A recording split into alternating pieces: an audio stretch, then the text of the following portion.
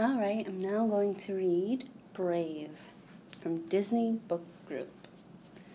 A princess rises early. A princess doesn't doodle.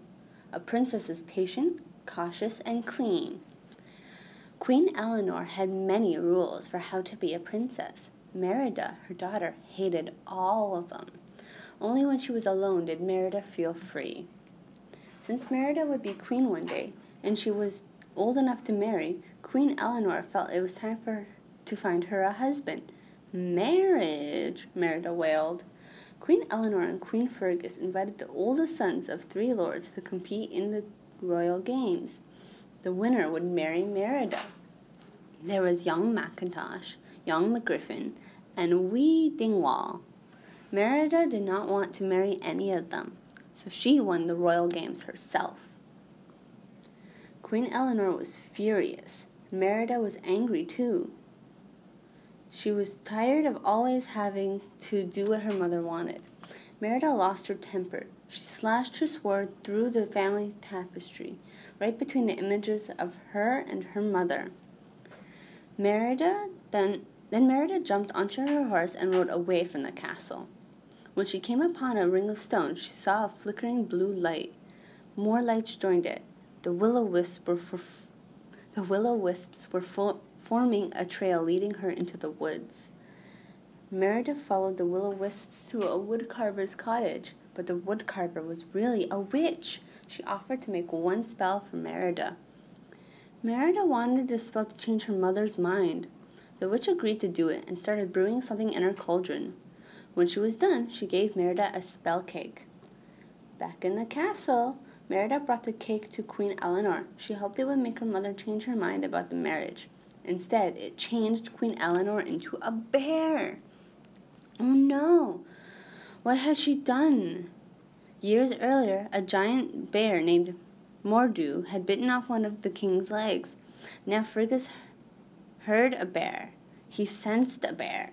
Right away, Fergus knew a bear was in the castle. He tracked it up the stairs, around the corner, and down a hallway.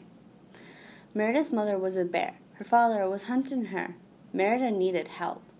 Merida's little brother led Fergus on a wild goose chase. The queen got away. Thanks to her brothers, Merida said they couldn't have any treat in the kitchen. Uh-oh. Merida rushed back to the witch's cottage. The witch was gone, but she left a clue. Fate be changed, look inside, mend the bond torn by pride. What did it mean? In the woods, Merida and her mother learned to work together. For the first time, they enjoyed each other. At last, Merida understood the witch's clues. It's the tapestry, she cried. Mend the bond torn by pride must mean fixing the tapestry will make her mother human again. At the castle, Fergus spotted Eleanor. He thought she was a wild bear. "Mum, run!" shouted Merida. Fergus and the other men chased Eleanor. Merida chased the men. Her brothers helped. They were bears now, too. They'd eaten the spell cake. Merida had to fix the tapestry fast. The hunting party closed in on the bear and tied her to the ground. Fergus raised his sword, but Merida stepped in and blocked the blow. She had saved her mother just in time.